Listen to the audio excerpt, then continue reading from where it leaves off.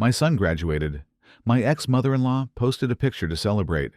Everyone was in it, except me. My son graduated high school last week. I had no idea. No invitation, no call, no message. I only found out from an Instagram post by my ex-mother-in-law. The photo popped up while I was scrolling my phone, waiting for the train. The caption read, "So proud of our boy." I nearly dropped my phone when I saw Caleb's face. That same kid I once held in my arms, taught to tie his shoelaces, stayed up with during his fevers, standing tall between my ex-wife and her mom, dressed in a blue graduation gown, beaming with pride. Everyone was there, his mom, his grandma, his friends, and some tall, well-dressed stranger, with his arm wrapped around my son like he'd been there for the past 17 years. In his hands was a black and silver Canon 70D, the exact same camera I spent half a year's salary saving up to buy Caleb for his 10th birthday. I zoomed in. No mistake. That was it. I could still spot the tiny scratch near the shutter button. Caleb had dropped it the first time we shot photos at the park that winter. That camera was a piece of us. Now it was in the hands of a stranger, captured in a photo I wasn't even allowed to be in. I scrolled down, reading the comments. One friend wrote, "What a beautiful family. Caleb's lucky to have you all." You all. I wasn't part of that group anymore. Maybe I never really was. I sat frozen on that wooden bench at the station. The sound of the arriving train didn't even register. The pain I felt. It wasn't like getting punched in the face. It was colder, quieter, like standing outside your old home and realizing they've changed the locks. And the worst part? I don't even know when I lost my place. I used to be the first person Caleb ran to when he slipped at the ice rink. The one who carried him for miles on my back because he was scared of the dark. The one he called a hero, even if all I did was fix a broken outlet. I used to be in every moment. But today, I'm not in the most important photo of his life. Not because I wasn't there, but because I've been erased. My name is Gavin Blake. I'm 40, and I teach media design at a small university in Oregon. I used to have a little family, the kind where every evening smelled like watered-down coffee, echoed with a kid's laughter, and glowed with warm yellow light from the kitchen. My son's name is Noah. He came into my life on an autumn afternoon when the first red leaves drifted outside the hospital window. He was so small he fit right in the palm of my hand, but those eyes, they were sharp, like he'd already seen a lifetime. I wasn't the perfect father. I once forgot to bring his raincoat on a stormy day, missed a school trip because I was buried in lesson plans. But I was there, for every bedtime story, his first time riding a bike, every fevered night. I taught Noah many things, but if there's one thing I hoped he'd carry with him forever, it was how to see the world through a lens. When he turned 10, I gave him my old Canon 70D. I'd spent 6 months of night classes saving up for it. He held it with shaking hands, looked at me, and asked, "Dad, what should I take a picture of first?" I still remember what I said. "Whatever you see, that you'd want to keep, even if no one else notices it."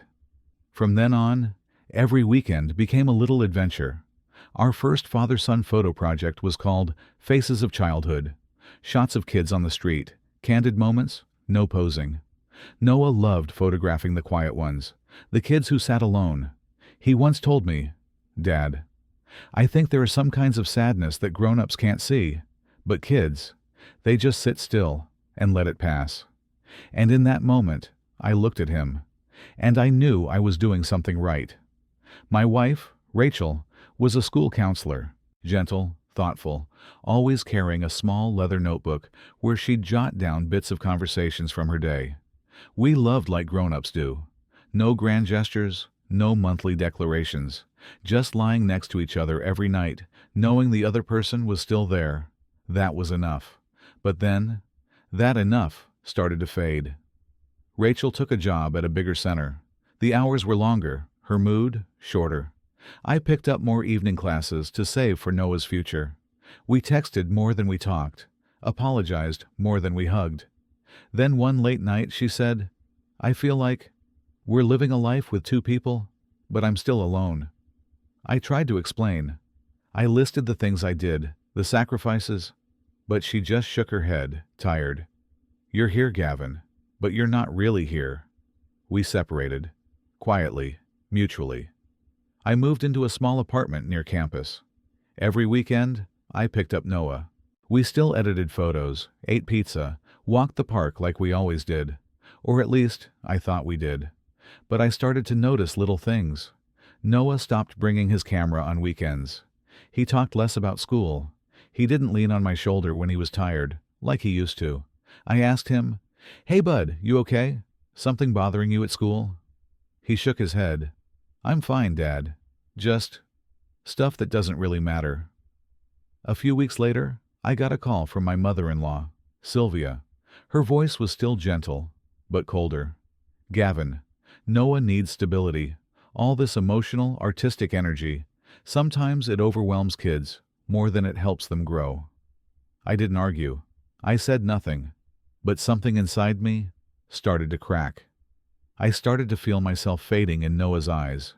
Not in any obvious way. It was a quiet distance, wrapped in politeness. "I'm good, Dad." "It's okay, I got it." "No big deal, really." He still smiled, but the light in his eyes wasn't the same. He still sat next to me, but he no longer leaned on my shoulder when he was tired. He still answered, but his words felt rehearsed, like someone had programmed them. I used to believe, as long as I don't give up, my son will never feel fatherless. But now, it felt like someone was teaching Noah how to live without me.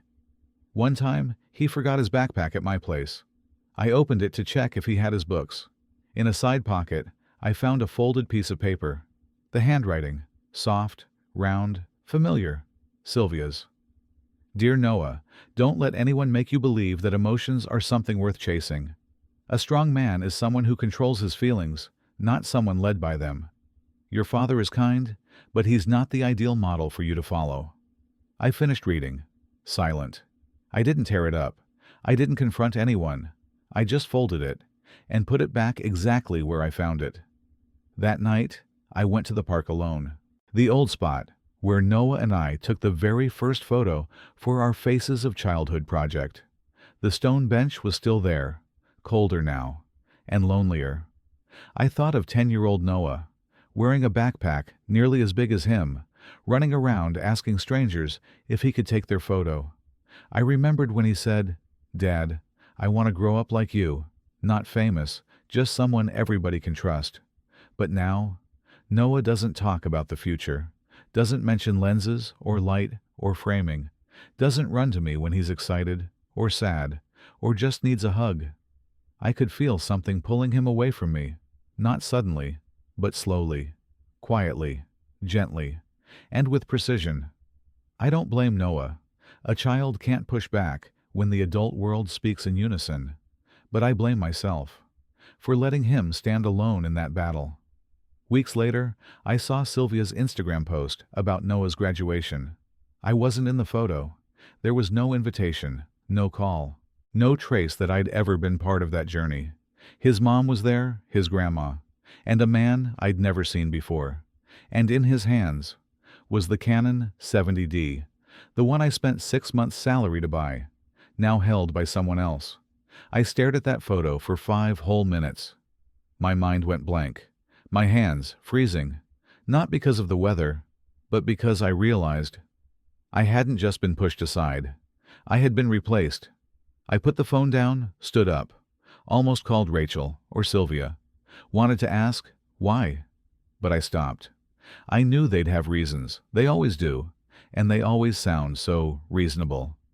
So I sat back down, in silence, and I asked myself, if I keep staying quiet, what's the next thing they'll replace? My son's memory of me? Or my place in his life altogether? And in that moment, I knew. I had to do something. I started with something small, reopening my old studio, that little room I once used for weekend classes. The walls were still covered in photos Noah and I had taken together, some blurry, some underexposed, some just a shadow on a tiled floor, but every single one of them held laughter. I stood in front of one photo, Noah, 10 years old, wearing a baseball cap, holding a camera nearly the size of his face, grinning like the whole world had just been frozen in that moment. It had faded now. The ink smudged slightly at the edges, like my memory, in his heart. I brushed my fingers over the photo, then sat down and opened my laptop, logged into the old class account where I used to post our Faces of Childhood project. Under one of the old posts, I saw a new comment. Noah's recent shots have that Mr. Blake style in them.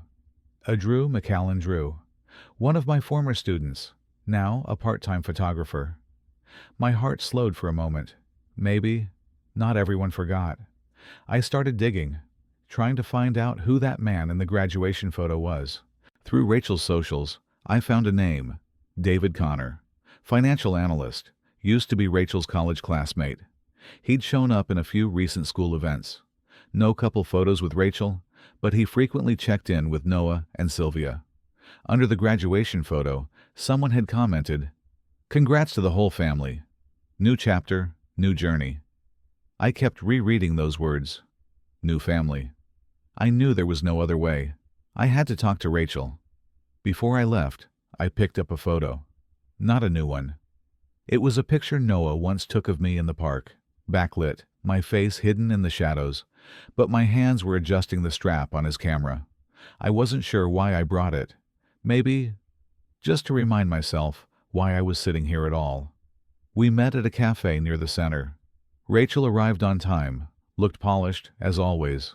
But her eyes, they held a trace of caution. "What's going on, Gavin? Is something wrong with Noah?"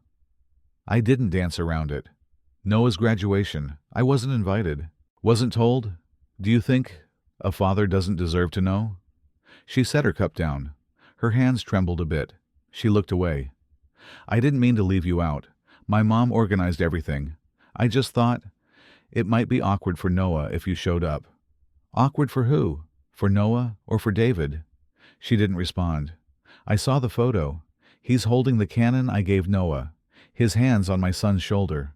Meanwhile, I, the one who taught him how to hold that camera, was erased from the frame. Rachel looked down. I kept going. "I'm not here to win back love, but I won't accept being written out of my son's life.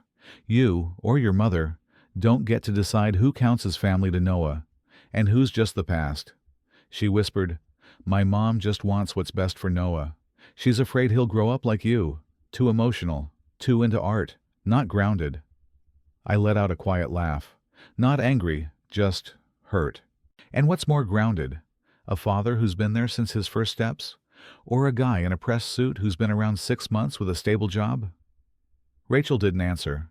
I placed the photo on the table, the one Noah took. Not perfect, not artistic, but real. "You know why Noah took this photo? Because he said, 'I want to keep a moment where Dad doesn't know he's being seen.'" I stood up. I won't let anyone replace that. A week after meeting Rachel, I called Noah. "Can I see you? Not to ask anything. I just want to take a few late autumn photos." There was a pause. Then Noah replied, "Sure. Sunday afternoon, okay?" We met at the old park. The same bench was still there, though it had been moved to another corner. Yellow leaves covered the path. The air was crisp. Noah wore a gray hoodie, taller now, a bit thinner, and guarded. I handed him the Canon 70D, not to stir up the past, but to see something for myself. He took it, fumbled with it for a moment, before finding the right settings. I sat on the stone bench, looked at him, and said, "You don't have to shoot anything perfect. Just take a photo of something you'd want to keep, even if no one else sees why it matters." We sat in silence for a while. Then Noah raised the camera. "Click," I asked. "What did you shoot?" He hesitated. "Your shadow, falling over the leaves." I swallowed hard, nodded gently. We walked through the park. Not many words exchanged, but it wasn't awkward anymore. As we were about to leave, I asked, "You doing okay? At the new place? With Grandma and David?" He replied simply, "I'm okay." Then added, "But sometimes it feels like I'm living someone else's life." I stopped, looked at him. "You have the right to choose your own life, Noah, and the right to keep the memories you believe in, even if others want to rewrite them." He didn't say anything, but his eyes, quieter, deeper, like they were holding something in, something not quite ready to be spoken yet. That night, I opened the camera, looked at the photo he took. It wasn't sharp, not well framed, just a shadow stretching over fallen autumn leaves. But I saw myself in it. Me, not someone else. A few days later, Drew, my former student, messaged me. "Mr. Blake, I just saw Noah's story." Caption said, "Capturing it before someone erases it." Not sure what it's about. Maybe one of the old photos? I quickly checked Noah's account. The story was gone, but Drew had saved a backup. A black and white photo of me and Noah, both laughing, in the old studio. Below it, the caption, "There are memories people try to blur, but I won't." I took a deep breath. And I knew then I hadn't been forgotten. The next day, Sylvia messaged me, for the first time in months. "I think we should talk. There are some things I need to clear up." I went to her place. Sylvia, polished, composed, still in control. "I know you think I'm controlling Noah, but I just want him to have a stable life." I didn't argue. I simply placed my phone on the table, played the recording of Noah's voice from the park. Sometimes it feels like I'm living someone else's life. Sylvia froze for a second, then leaned back, sighed. "He remembers you? More than I thought." I nodded, because I was there, not just in the pretty pictures, but in every small moment that no one else noticed. She didn't say anything more, but I knew, in this quiet war of emotions, I just won a piece of him back. I decided to start a new photo project, not to win anything, but to give my son a space where memories could stay in their original form. I called it Between Two Worlds. No props, no complex concepts, just me and Noah. I sent him the idea. I wasn't expecting much, but 2 days later, he replied, simply, "Where do you want to start, Dad?" I sat still for a moment, then smiled. We began at places that once held emotional milestones. The bookstore near home where Noah used to sneak behind shelves to read Harry Potter. The old bus stop where he once fell asleep on my shoulder during chilly winter evenings. Grandma's backyard, where he scraped his knee learning to ride, and I patched him up under the blazing sun. Noah held the camera. I didn't need to say a word. One afternoon, I was staring out over the lake. Noah quietly snapped a photo from behind. I turned and asked, "What are you calling that one?" He thought for a moment. "Silence has a shape." I froze. That was the title of a photo I'd won a small award for back in 2009. The same photo I once told him. A good photo doesn't need an explanation. He remembered. Things seemed like they were getting better, until Friday afternoon.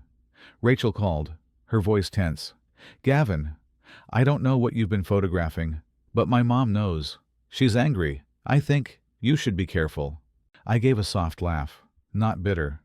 "Tell her, I'm not taking Noah anywhere. I'm just preserving what's always been his." That night, I received an email from a local photography collective. "We regret to inform you that the upcoming exhibition has been postponed, due to concerns regarding personal controversies that could affect the organization's image." I didn't need to investigate. Sylvia, once the anonymous sponsor of my first gallery series, had made her move. No names, no harsh words, just one email, quietly collapsing a dream. Noah found out. I hadn't planned to tell him, but he saw it. "Dad, your exhibition got canceled?" I nodded. "Because of me?" I shook my head. "No, because someone thinks you shouldn't look back." Noah gripped the strap of his backpack, like he was holding tight so nothing inside would fall out. "I'm tired, Dad. Everyone keeps telling me to choose what's right, but no one ever stops to ask what I think is right." I placed a hand on his shoulder. "You don't have to pick sides, but if something feels right to you, you have the right to keep it, even if you're the only one who does." He didn't answer, but his eyes were red, not from the cold. That same night, he sent me a screenshot, a message from David. "Noah, don't let all this artistic emotion distract you. Your photo project with your dad won't help your college apps." I exhaled slowly, not out of anger, but because I saw it clearly now. My son was being steered like a boat with no compass. The next morning, I didn't call ahead. I just showed up at Rachel's doorstep. Noah answered, surprised, but he didn't step back. I said, I won't force you to keep going, but if you want to, I won't back down. He looked at me for a few seconds, then disappeared inside. I expected nothing, but exactly 3 minutes later, the door swung open. He came out, holding his camera, walked straight past me.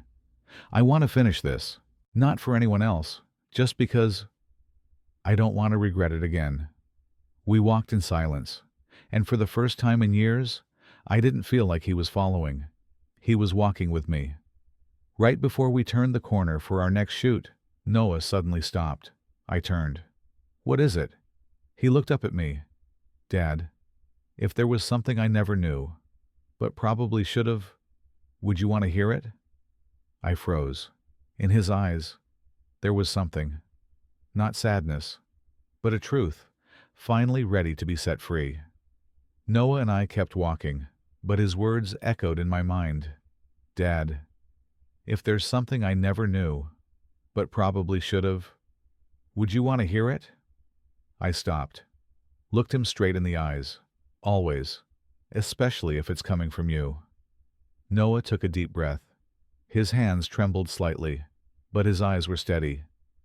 When I was 10, Mom told me you chose to leave, that you walked away because you cared more about your artistic dream than about our family. I tightened my grip on the camera strap. I didn't know she told you that. I believed her for years, but now, watching you, how patient you are, how quiet, I'm starting to doubt it. I didn't know what to say, just felt like old memories, once blacked out, were slowly coming back into color. That night, I went home and opened my old inbox, scrolled through emails and messages I had sent Rachel after our separation. They were all still there, not a single word of abandonment. Not once did I suggest stepping out of Noah's life. I printed a few of them, thinking I might give them to Noah. But I paused, because if he needed the truth, he had to hear it from the one who had hidden it. Sunday morning, our final photo session. The setting, the back porch at Rachel's house, where a small cherry tree stood, the same spot where Noah and I used to eat ice cream together every Saturday afternoon. Noah sat there. I framed the shot, but I couldn't bring myself to press the shutter, because just then, Rachel stepped outside. She didn't say anything at first, just looked at me, then at Noah. Noah, I need to talk to you, alone. Noah turned. No, if it's about Dad, he should hear it too. Rachel looked at him, and for the first time, I saw her gaze soften, like something was about to break. I lied. Your father didn't walk away. I didn't let him stay close. I stood still, not angry, not relieved, just quiet. She went on. Back then, I was afraid. I didn't believe he could be a father in a practical way. I was scared. You'd grow up dreamy, lost, like him. So I chose to make him the one who left. The world seemed to freeze. Noah clenched the camera. He didn't cry, but his lips pressed tight. Why didn't you trust me to choose?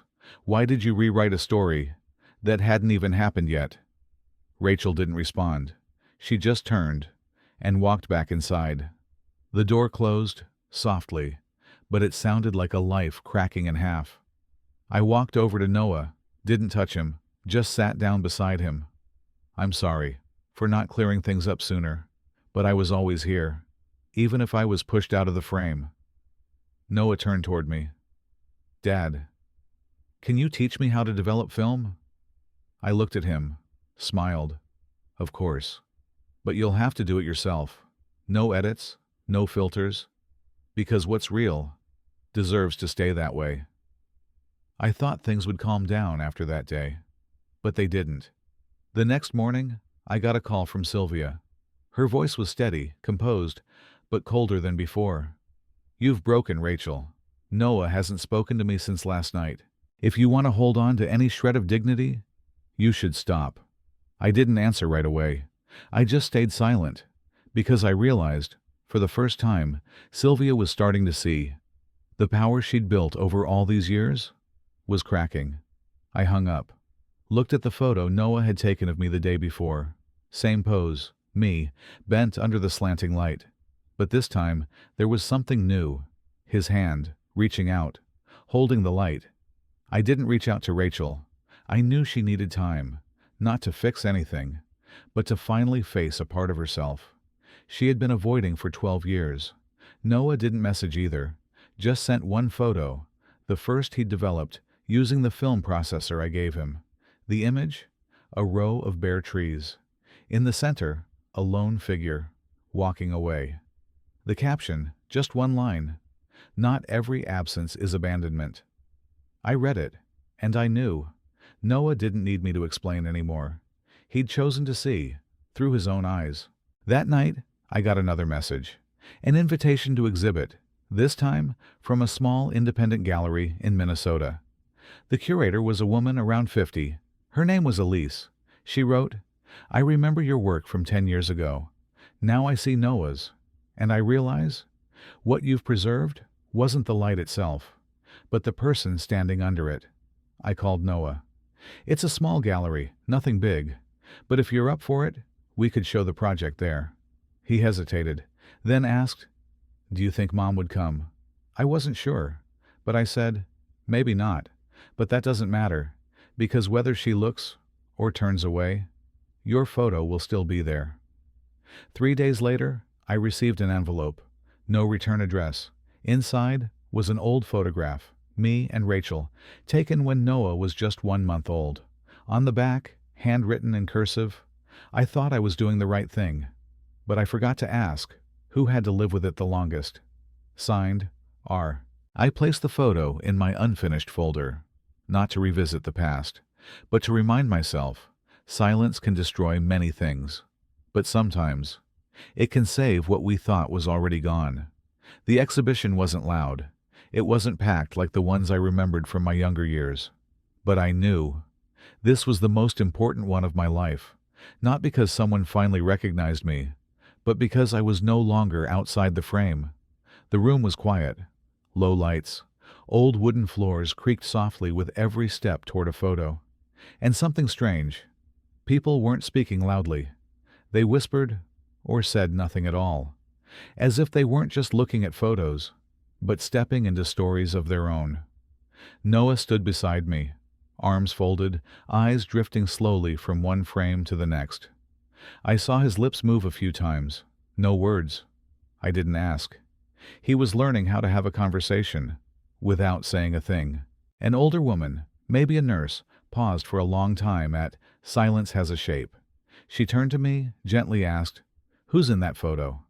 "My son," I said. She smiled, a quiet, honest kind of smile. "I have a son, too. He hasn't said much since his father passed. But when I saw this photo, I realized he's holding on to more than I thought." Noah pulled me toward a small corner, where Shadow on the Lake hung.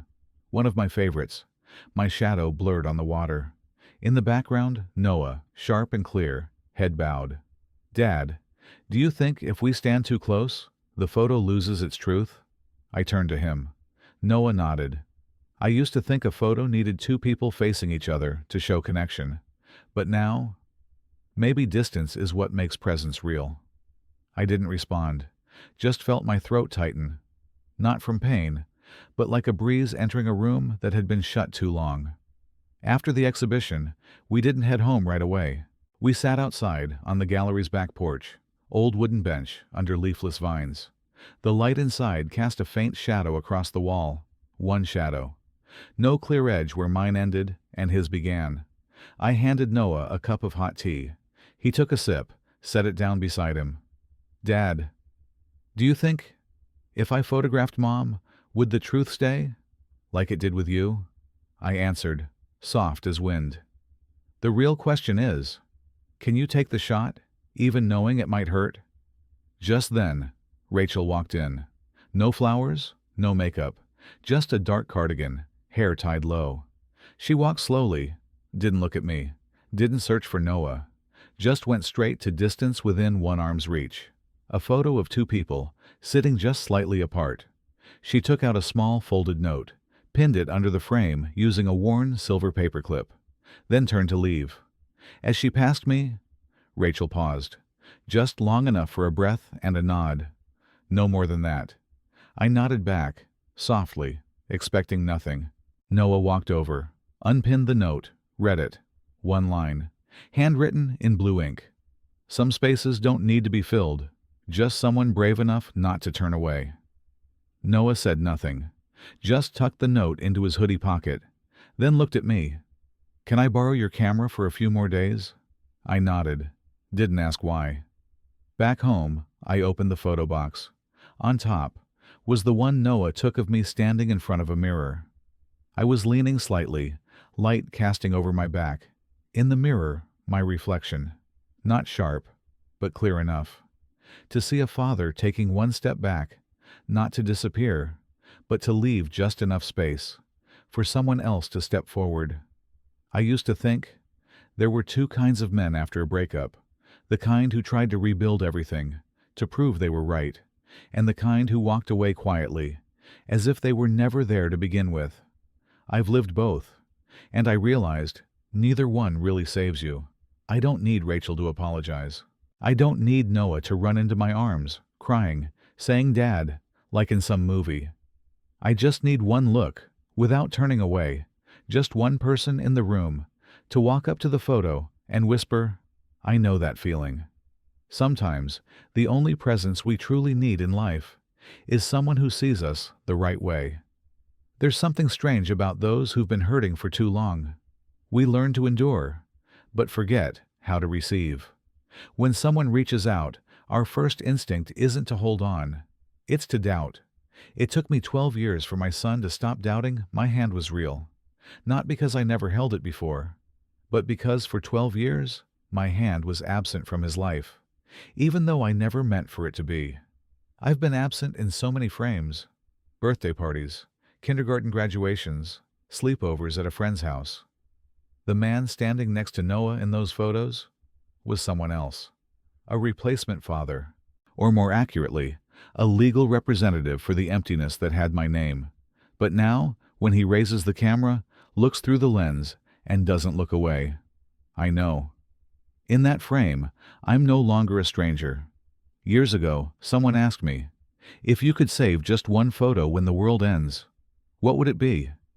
Back then, I chose a picture of Rachel and me when we were young, because it was when I felt most loved.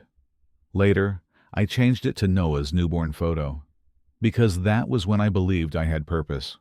But now, I'd choose a picture, with no faces, a black and white shot, our backs turned, sitting together at the doorstep, light casting a shared shadow on the wall. No title, no caption, just a moment, where no one stood outside anymore. I don't take photos as often these days. The camera usually sits on the table, for Noah to pick up. I don't teach him anymore. I just answer when he asks, and wait to see if he finds the light worth keeping. I'm not sure I did everything right. Maybe I should have fought harder, gone to court, demanded my right as a father. But if I had, would there have been enough space left for him to walk back on his own?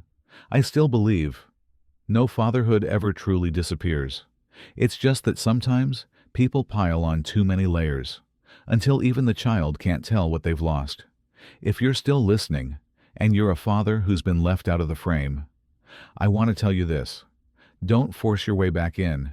Just stay close enough to be seen, and quiet enough to be recognized. I used to stand at the edge, watching the whole world revolve around my child. I still stand at the edge, but no longer holding on too tight, because now I know, when he looks back, I'll be there. No need to step into the frame. No need to prove anything. I once thought losing your child meant losing everything. Now I understand. As long as he can remember me, in the way he chooses to, I'm still there. I'm still Gavin, an imperfect father, not always right, but always willing to stay when my son is brave enough to come back.